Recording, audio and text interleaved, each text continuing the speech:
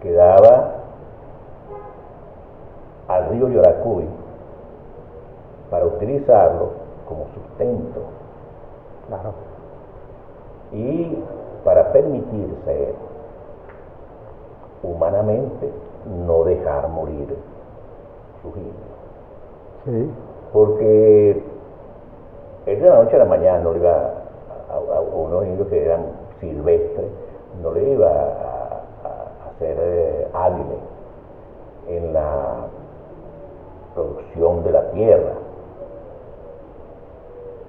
construir toda una misión con bohíos, con iglesias, como él se lo exigía a sí mismo y como era necesario que lo hiciera. Entonces el río Yaracuy se le presentaba a él, tal como lo describe León Trujillo, un paraíso. Porque así lo llamaba León Trujillo, ¿no? Que el río Yaracuy era un paraíso. Porque era un río de cierta extensión, ¿no? Lograría recorrer 135, 180 kilómetros. También las riberas ofrecían un bosque virgen. Completamente. ¿No? Y peligroso para el que no lo conociera, ¿no? Peligroso para el que no lo conociera, pero para el que lo conociera, no. Sí. Y sus aguas eran ricas. ¿Cómo no? Y los llevaba, ese río los llevaba directamente, ¿no? Y paralelamente al río Aroa lo lleva hasta Tucaca. Al Golfo Triste, pues lo que era el Golfo Triste. Al Golfo Triste, ¿no? Y de Golfo Triste, bueno, estaba ahí, Tucaca, pues, ¿no? Curazao, claro. Entonces esto me iba a pensar a mí, ¿no? La importancia, la importancia que tuvo en ese tiempo el río Yaracuy como factor natural para el desarrollo económico, social, cultural de San Felipe, ¿no? De San Felipe de aquel entonces. Entonces el río, con todo abierto para un poco expedito para el contrabando. Claro, por supuesto.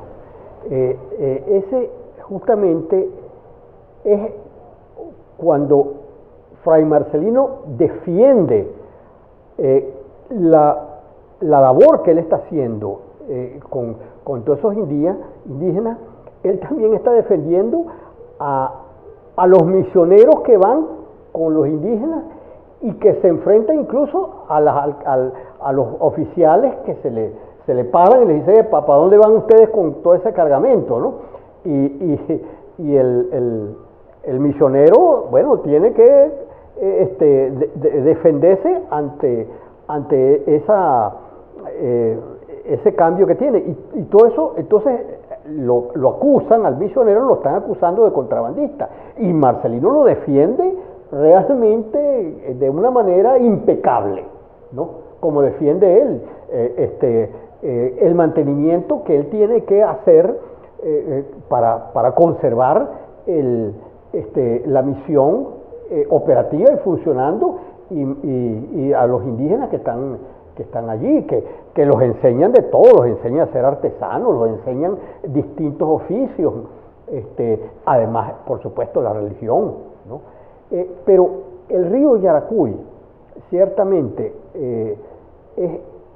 es como lo dijo alguna vez, refiriéndose a los ríos, el poeta Alberto Abelo Torrealba, que los ríos son caminos que andan. Es una metáfora, digamos,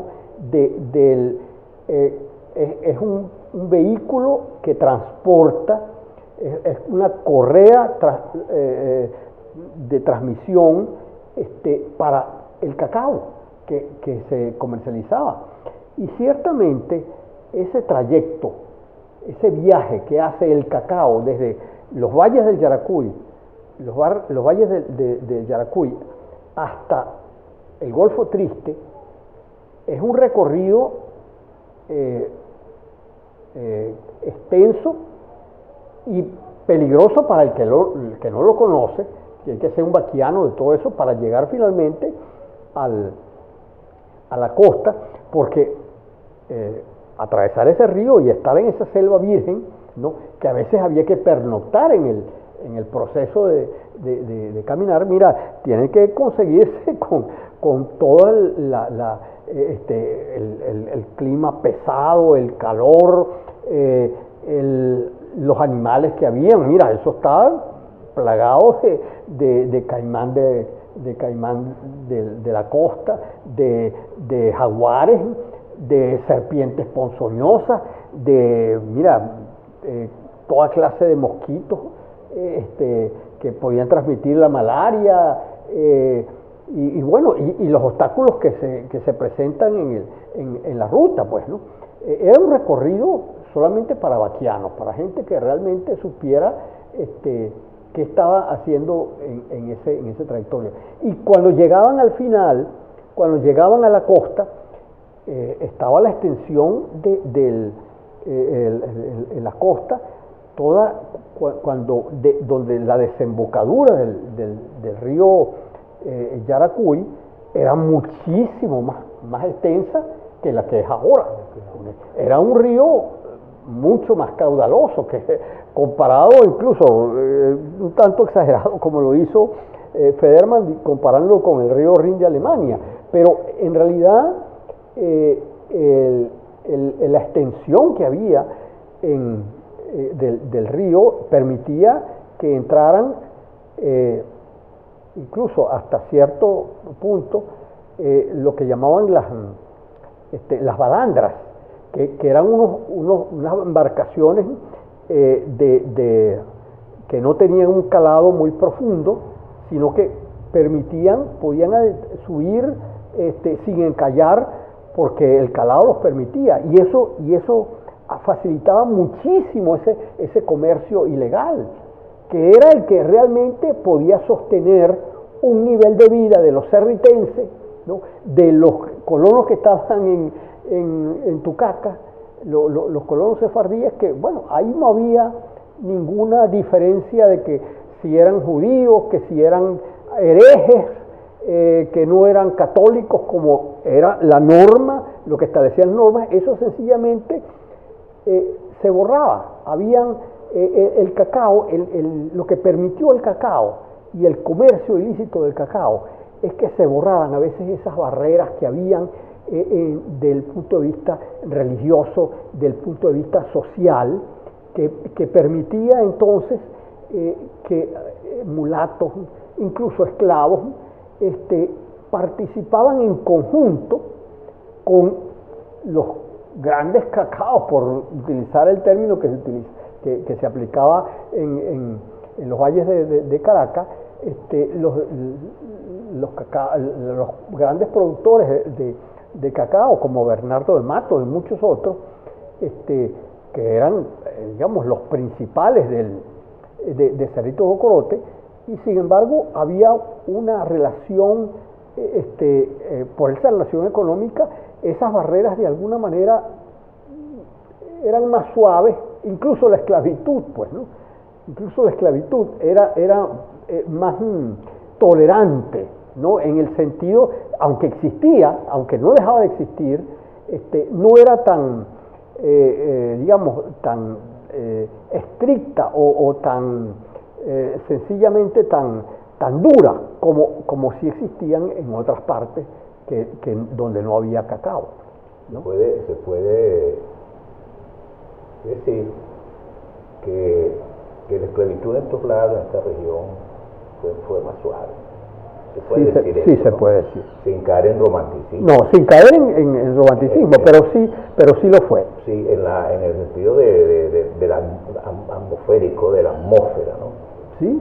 De la atmósfera, por esa movilidad social que permitía la riqueza del cacao, que no se podía conseguir sino a través de la mezcla Exactamente. étnica poblacional, ¿no? que se daba. Fíjate que no es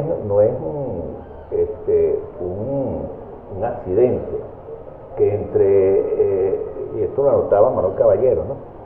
Que entre 1600 y 1700 hubiese ocurrido una repoblación de la provincia de Caracas y se habían criado 120 pueblos. 120 pueblos, ¿no? Por toda de los cuales una gran parte lo fundó fue Marcelino. ¿No? Claro, porque Marcelino fundó en Lara, claro. Lara, en El Pao, sí. fundó pueblos. Claro. Y en eso de la colaboración, bueno, se hace